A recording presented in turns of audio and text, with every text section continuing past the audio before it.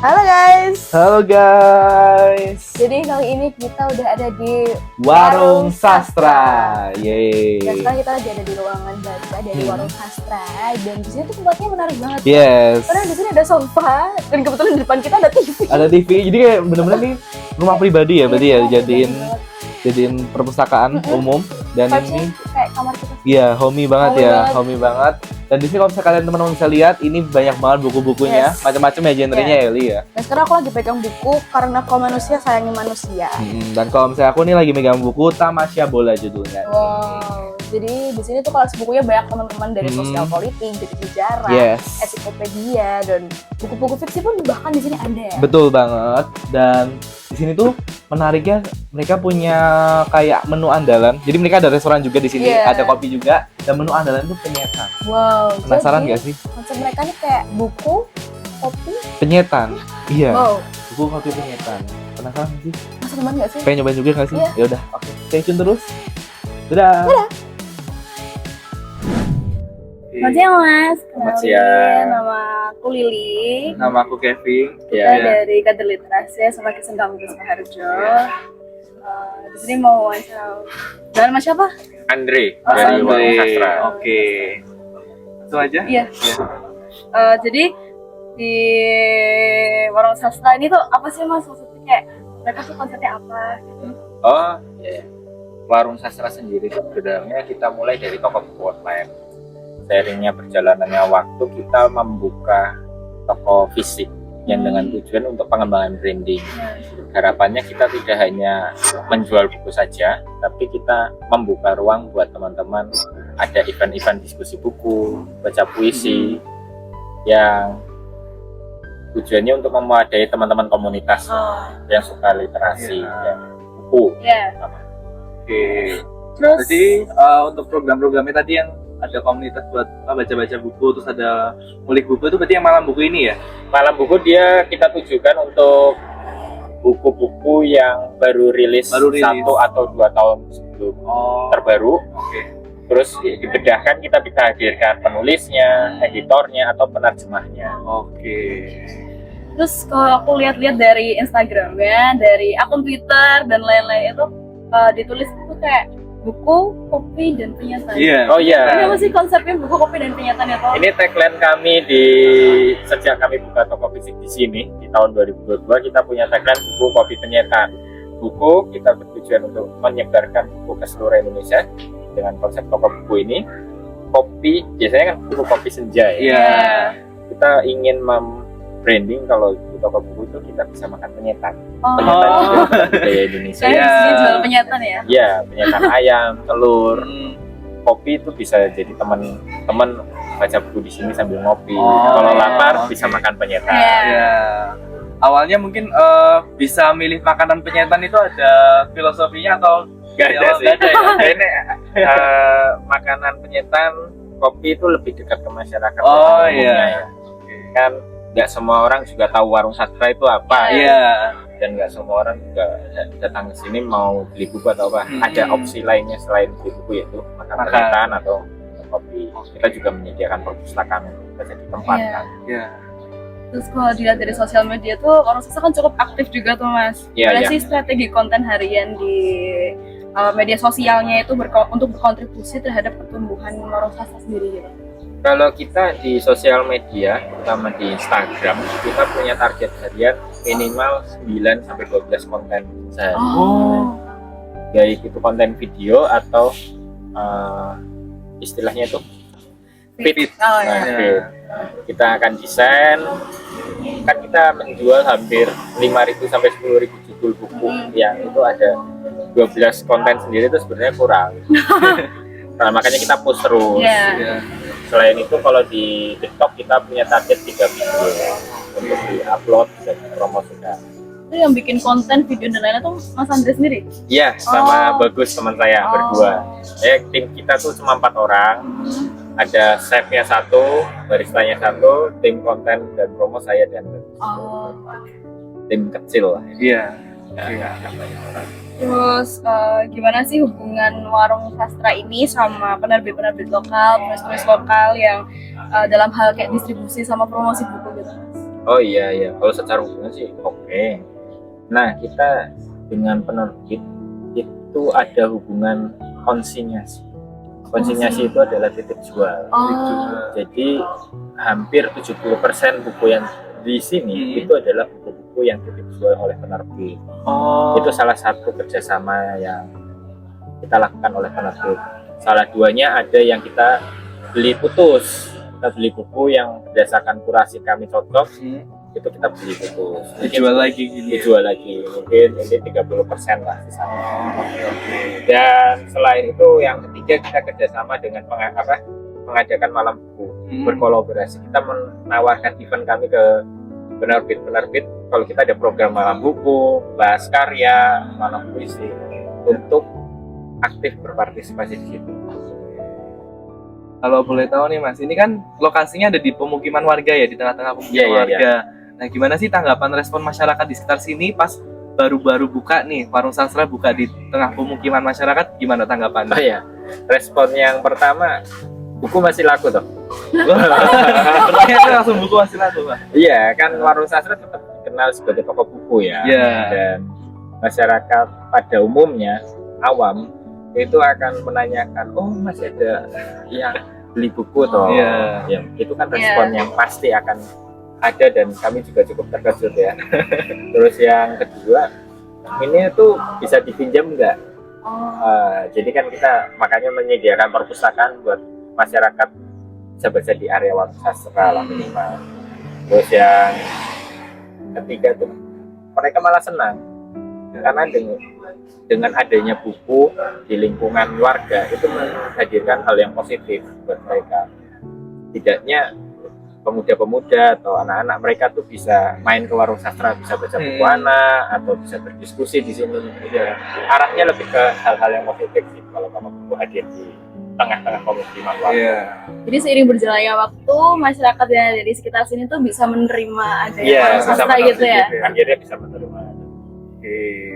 Terus ada nggak sih kayak keinginan buat berkolaborasi sama penulis-penulis lain atau kayak komunitas sastra lain gitu Mas? Ada. Kita terbuka bekerja sama dengan komunitas manapun, penulis manapun, yang penting hubungannya jelas. Goalsnya mau kemana, kita terbuka teman.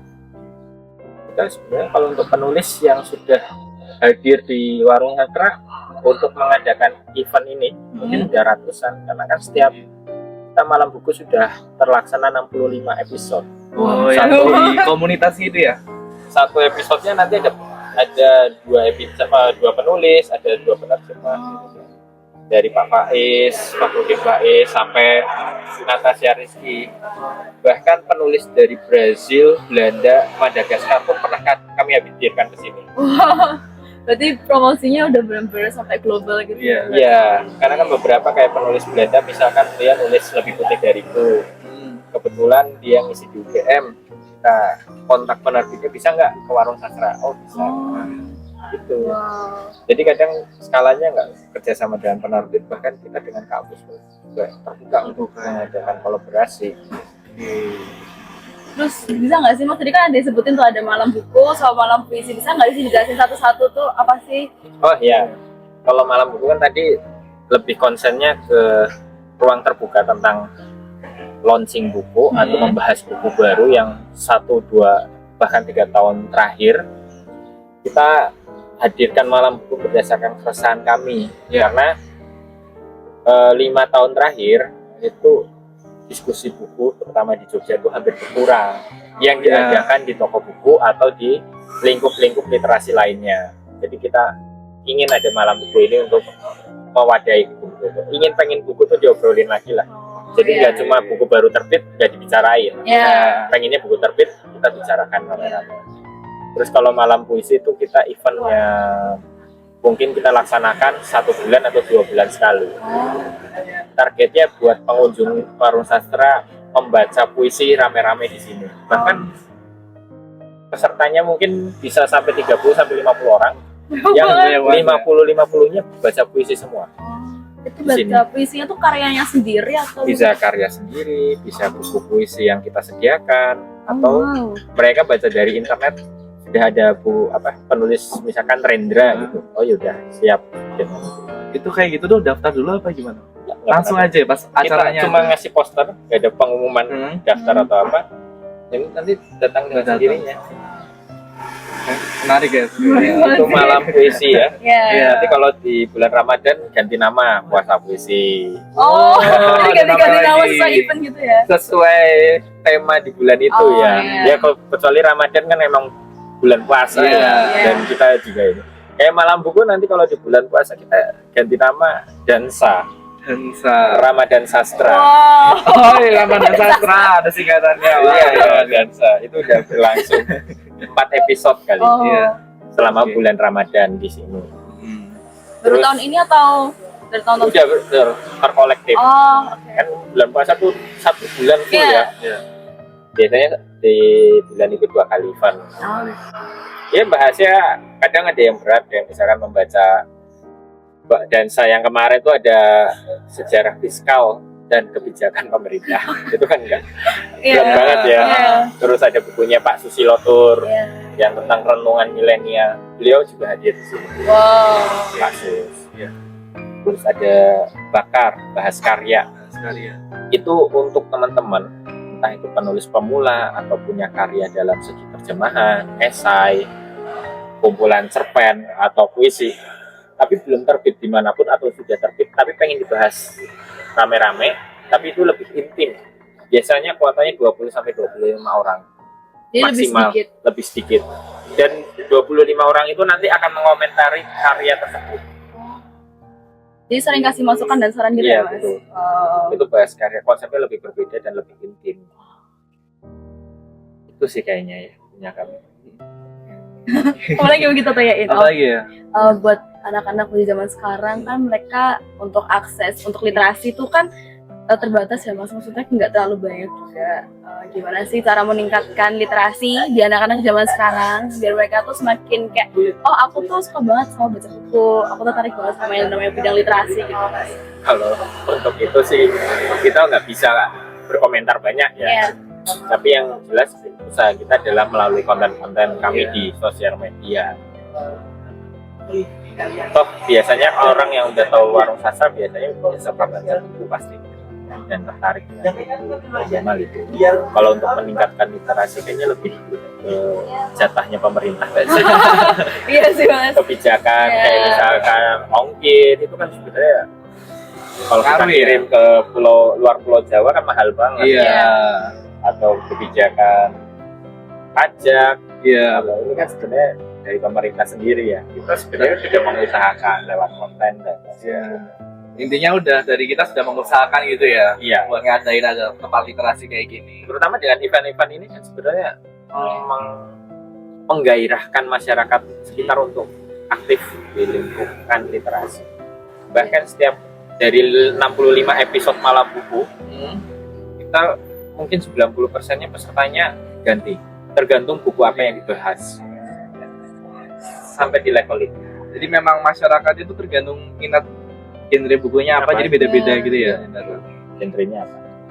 Ada nggak sih Mas saran judul buku yang mungkin tuh relate sama anak dari isinya atau dari judulnya Iya. atau dari genrenya gitu? Ada nggak?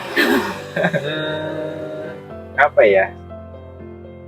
Mungkin ini pertama merasa pintar sudah saja tak punya karya Rusdi Matahari. Terus yang kedua saya baca Laut Berceritanya Leila S. Kuturi. Oh ya. Terus yang ketiga kalau relate sih enggak, tapi bisa jadi pendekatan awal buat teman-teman baca, yaitu Rumah Kertas. Bisa ceritain nggak sinopsisnya gitu Mas? Wah, panjang ya. Nanti bisa teman-teman cari Oke. sendiri ya. Nah, itu 3 buku yang menurutku oke. Terutama buat pembaca pemula ya, itu bisa diterima. Oke. Kalau secara relate sih, enggak juga sih. Kalau warung sastra ini buka di e-commerce apa aja nih buat di online? Shopee, Tokopedia, TikTok Shop, Lazada, hampir semua e-commerce kita masuk. Oke. Dilengkapi nanti ya Mas. Pasaran ada buku-bukunya juga ya. Iya. Ada nggak sih Mas pesan-pesan buat teman-teman di luar sana biar mereka semakin bergairah untuk membaca buku? Gitu? Apa ya pesannya? Aku kadang pesan-pesannya ya bacalah buku yang kamu beli, jangan kamu tumpuk bacaan. Oh iya, bisa. Kadang Itu kalau orang kan hasrat untuk Iya. membelinya banyak, terus TPO-nya numpuk. Terus yang paling penting dari buku yang kamu beli adalah yang kamu beli adalah kamu baca.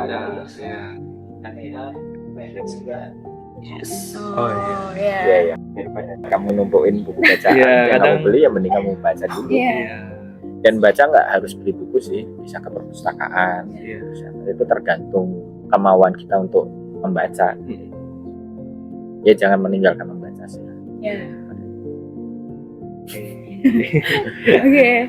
Terima kasih Mas Sama-sama. kesempatan yang boleh dikasih. Kita bisa main ke warung sastra, Betul, bisa betul. wawancara sama Mas Andre. Ya, Semoga warung sastra semakin dikenal sama sukses selalu ya. ya teman-teman di luar sana. Betul. Dan kiranya pesannya tadi itu bisa tersampaikan sama teman-teman. Iya, iya, iya. Baik, terima kasih. Terima kasih Terima kasih, Mas. Sama-sama.